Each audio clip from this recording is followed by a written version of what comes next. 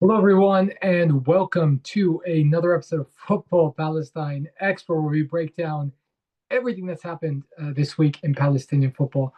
We are speaking not in the immediate aftermath, but in the aftermath of Palestine's resounding, sensational, dramatic, I don't know if there's enough adjectives to describe victory over Iraq in World Cup qualification, their first victory in round three. We're obviously going to talk about that.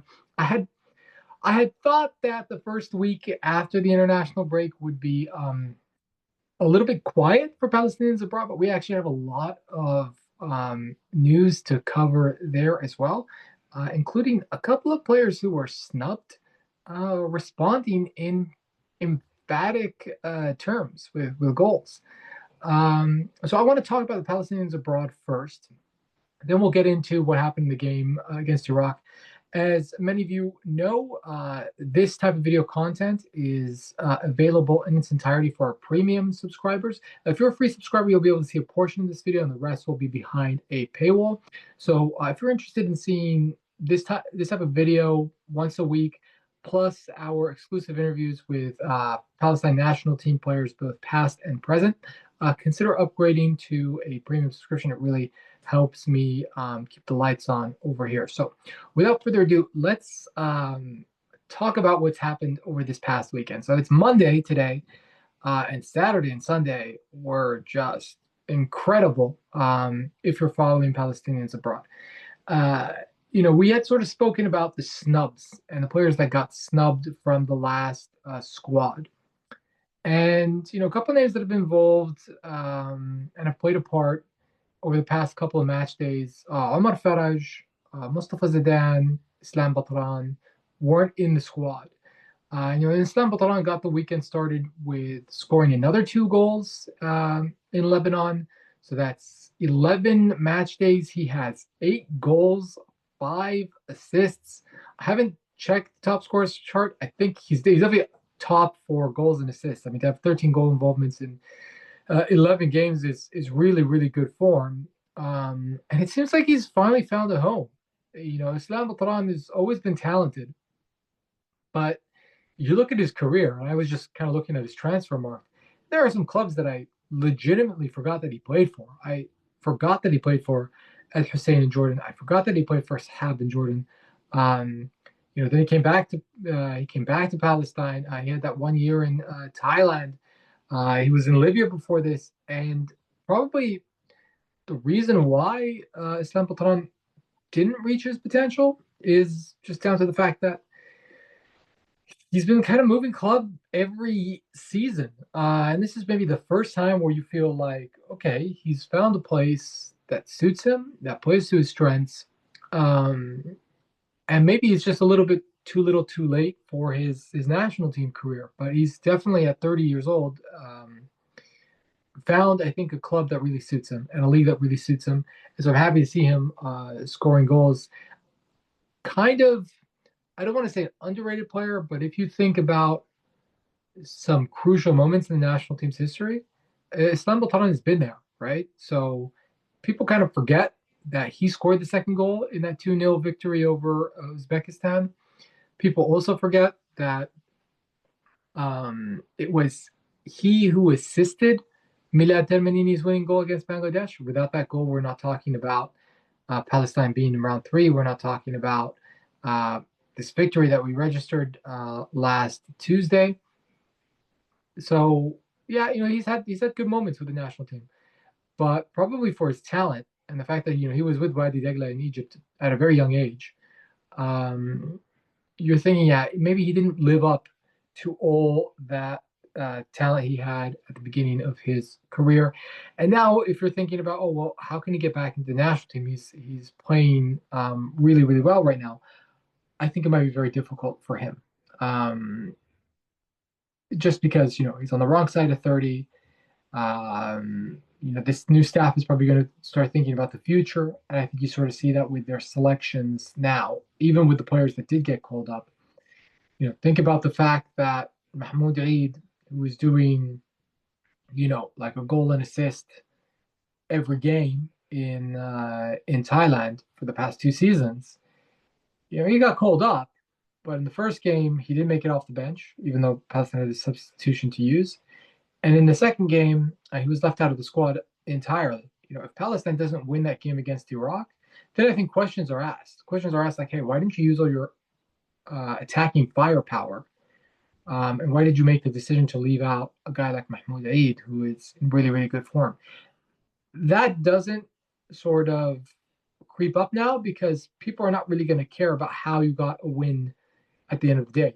You got the win. So people are not going to really focus on, oh, well, why didn't you call up this player? You called up this player, but you didn't play him. It's going to paper over that. And it should, really. At the end of the day, we're looking at results. We don't really care who plays as supporters. What we want to see is results at the end of the day. And he happened to his credit got those results. But if you're thinking about, to get back to the point, Istanbul Taran coming back in the national team, going to be very, very difficult for all the reasons I mentioned. You're going to kind of feel like, okay, he's had his moments in the national team, but he hasn't been consistent. He's always been kind of a player off the bench for me, is more effective in that role than as a 90-minute starter.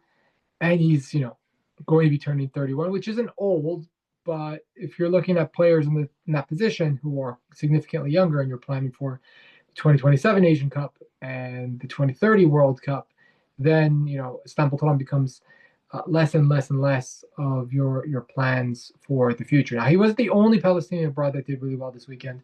Asad Al-Hamlawi, 5 goals in his last 4 Ekstraklasa games. Swansk Wrocław is, last I checked, 3 points off of safety. They were really adrift. I believe they were something like 9 points off of safety when he arrived, 9 or 10 points. So a really, really big gap for Swansk Wrocław, who finished second in the league last year. I'm not sure what happened that led to this complete tumble down the table. But Asad Hamnawi is playing a crucial role in their revitalization and really an incredible last 12 months for this player who signed for Odevod in the Superettan, was top scorer with 14 goals and 1 assist last season for a club that was near the bottom of the table, so it wasn't like he was getting a ton of service. Gets his move to definitely a bigger club and a club in a European top flight, and then just goes about his business, starts scoring goals, gets called up to the national team, and in those 2 substitute appearances, particularly the one against Iraq, I thought he brought a lot to the table. He, brought a lot of energy. He did what you could ask of a player if you're going to give him 10 minutes, which is run your socks off, create havoc. Probably should have had a goal or won a penalty in that first game against Jordan. I didn't really speak about this all that much in my recap of it, but if you look at the chance that fell to him late in the game, about like the 87th, 88th minute, he shoots. Abdel Nassib goes to ground and blocks it with his hand, and then the ball ends up petering into the hands of Yazid Abu Layla. But there's a handball there. That is, make no mistake, that's a handball. That should have been reviewed by VAR. And who knows, if Palestine gets a late goal to make it 3-2, then you have like a grandstand finish. And you never know what could happen, right? So another sort of blown call for Palestine in that game, but it kind of goes to show what Asad Hamlawi did. And then I think against Iraq, he was great. Like, he really brought energy to the pitch, and I think that him and obviously Adam Kaid, who was the man of the match there, just really turned it around. So another 2 goals for him in a 3-1 win over Lech Poznan. That pulls them closer to safety. It also means that Lech Poznan falls behind in the race. I think they're down to 2nd or 3rd place now, behind Rakov Czestochowa is in 1st, and then there's another club that slips my mind. But basically, a big game for both clubs for 2 different reasons, and Asad Hamlawi played a starring role there. Now, I'm left the best for last on purpose. If we're going to talk about somebody having a good weekend, Omar Faraj. Wow. 5 goals in a single game. like in the space of 45 minutes. He just kept scoring. Two penalty goals there, and then everything that was coming to him, he was scoring. He got a perfect 10 rating on SofaScore, on FootMob, and he joined some elite company. There's not a lot of players in top level European competition that have scored 5 goals in a game. You're thinking of the likes of Robert Lewandowski, Sergio Aguero, Erling Haaland, Dimitar Berbatov, Jermaine Defoe did it, Robbie Fowler did it. Just some Cristiano Ronaldo, Lionel Messi obviously have done it. So just like really, really big names. And yeah, it might be the Allsvenskan, but I don't know if anyone has done that in Allsvenskan history. I'd have to look that up. And let me look that up and kind of tweet it out to you to see if that's actually happened before. But I mean, that's a great reaction. And the thing is, he was in good form in preseason. In the Swedish Cup, he was scoring goals. I think they played 3 games. He scored twice. He was scoring in friendlies, and he was left off of the squad. I think for a mix of things. One, he wasn't really all that impressive in his appearances last year with the national team. The way he was discarded by Zamalek, and the fact that he didn't play a whole lot with Zamalek, I think caused some concern. But now there's a real question mark as to what does Palestine do with the forward position? They have so many good forwards. I mentioned Mahmoud Eid not being able to get a kick of the ball. Obviously, a different type of profile player in that he plays out wide. But then you have Omar Faraj that can play, Al-Hamlawi that can play, Khalid Nabris got called up, the back can play there with Sam Ali. Just a whole host of players. We haven't even gotten into the fact that Zaid Qundar can also play in the central position. His brother Shihab scored goals in World Cup qualifying. Mahmoud Wadi, who's who's back to fitness now with Ghazal Mahalla, was part of the Asian Cup squad, and was the striker 2 years ago. Like this was like a presumed starter. Saleh Shadeh, we don't even talk about him anymore. It's just an embarrassment of riches. And then to have a guy that scores 5 goals in a European top division, right, in the first tier of a European country, and you don't even call him up, it just goes to show that there's a lot of talent at Palestine's disposal. And it's going to be interesting to see how this team comes together, and if they can kind of remain alive in World Cup qualifying into round 4, then it might just all come together at the right time. You never know. And with that, I want to kind of transition into talking about what I should have talked about earlier. My apologies for not doing that immediately after the game. So some of you might know I was in Amman last week. I covered the Jordan game and the Iraq game live, met with the players, attended the press conference, was in the mix zone, got a kind of behind-the-scenes look as to what the first 2 games of the Ihab Abu era were like.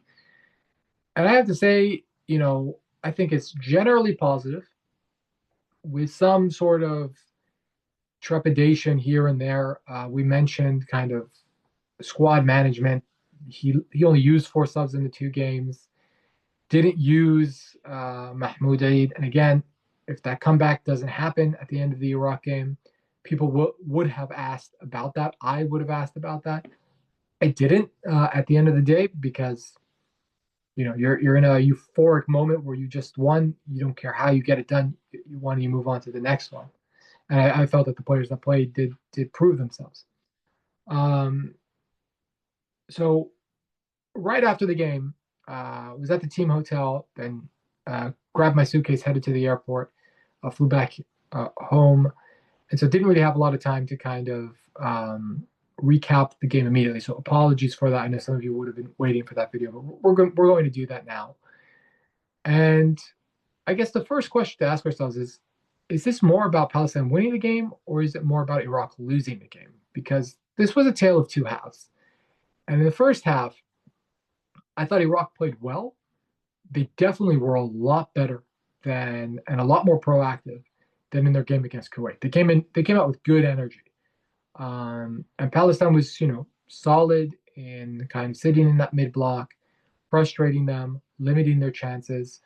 The first chance of the game was from Amir Al-Ammari, kind of a long range effort. Obviously, sees it late, punches it out. then no danger there. Then Palestine has their chance. They was playing in kind of like the 10 position, which looked like a 4-4-2. It was supposed to be a 4-2-3-1. This was a 4-2-3-1 and it looked like a 4-2-3-1. He was out wide, mostly on the right, but sometimes him and Tamer Sliam would switch. Um, I thought he had a really good interchange there with Hamid Hamdan, gets free on the right wing, puts in a really good cross. And then I'm not sure if Tamer Sliam flops, if he was fouled, if he just slipped. But if Tamer Sliam stays on his feet, that's the first goal for Palestine. And that was from a really, really good, that was just really good work from Ade in the initial combination and getting free on the right hand flank and putting in the cross. He didn't have a ton of touches. He only had one shot on goal that came in the second half. But I thought he did well. And I thought, if you're going to try and play Wissam Abu Ali and Ade Dabban at the same time, there might not be any good way to do it, right? You're not going to get the best out of Ade Dabban if you don't play him in the 9, if you don't play him as close to goal as possible and kind of have the team work for him. But this might be a way to accommodate both. And it worked against Iraq, who I would say is probably the most defensively organized team in the group. And it worked. So if it works here, then it should work against Kuwait and Oman, who, both of them have 4-0 losses in their ledger. And it could work. It could work. It's not something I'm thrilled about. But if you want to accommodate both, that's the way to do it, basically. And as anybody who's seen the highlights, after that opportunity, a couple minutes later, about 4 minutes later, Ibrahim Bayish kind of drifts out wide. Like Tamer and Ahmed Taha, a little bit late in the pressing of Ibrahim Bayish, puts in a really nice cross.